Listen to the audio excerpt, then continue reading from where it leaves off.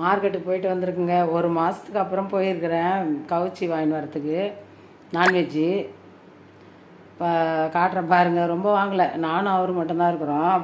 பையன் இன்னும் வரல, அதனால் கம்மியாக தான் வாங்கிட்டு வந்திருக்கேன். பாருங்கள், சங்கரா மீன்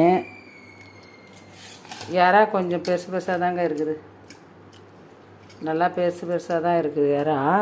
பாருங்கள், இது வந்து ஆனால் விலை ஜாஸ்தி. எல்லாமே சங்கரா கூட நல்லா தாங்க இருக்குது. புது மீன் தான் வாங்கியிருக்கேன். முட்டை வாங்கிட்டு வந்திருக்கேன்.